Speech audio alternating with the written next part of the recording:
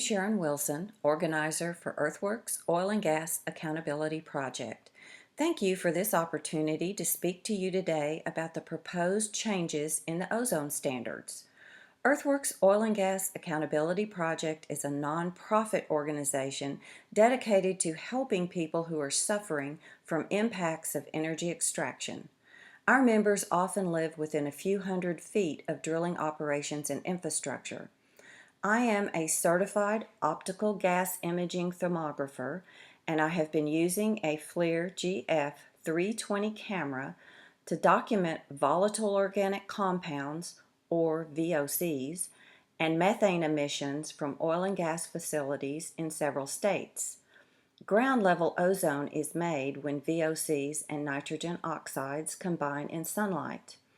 In the San Juan Basin, where a Delaware-sized methane cloud can be seen from space, every facility I visited with the FLIR camera was venting and/or leaking VOCs.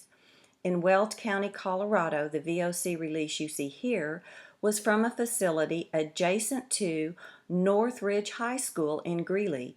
The emissions are from an open storage tank hatch while an oil truck was being filled. The operator's explanation: that's part of the industry. For that 20 to 30 minutes it takes to unload a truck, the hatch is open. The state regulatory agency said this falls into the allowable activity category. How often during the day and from how many facilities does this allowable activity occur? New research from the University of North Texas found long-term negative effects of oil and gas production activities on local and regional ozone pollution. This study also found that ozone distribution has been disproportionately changed and appears to be linked to Barnett Shale production activities, and that ozone levels produced in the off-season are increasing.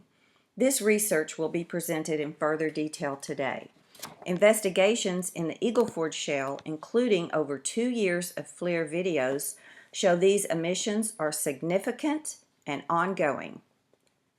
Last year, on March 6th and 7th, I videoed a significant release at the Marathon Sugarhorn Central Collection Facility in Karnes County. This facility has been a chronic offender and the source of many health complaints from residents who live nearby. Both days, I called the Texas Commission on Environmental Quality and expressed concern about the magnitude of this event.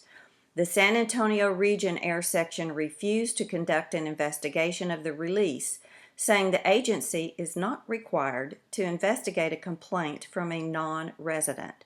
However, Gunnar Schade, a chemist and professor at Texas A&M who can fingerprint hydrocarbons that show up on the TCEQ air monitors, contacted me about the videos because he identified a hydrocarbon spike on March 6th and 7th on the TCEQ air monitor in Floresville, Texas, which is 20 miles downwind from the Marathon facility.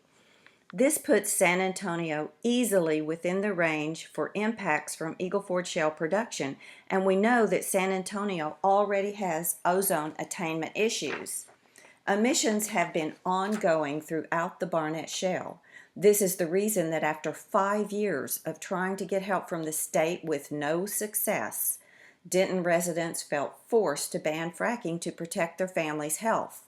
As these examples show, we need an ozone standard to protect public health that is based on science and not influenced by political pressure. EPA's own science says public health will be greatly improved by a 60 parts per billion ozone standard. My experience with the infrared videos has shown me that the states are not protecting our health when it comes to air emissions.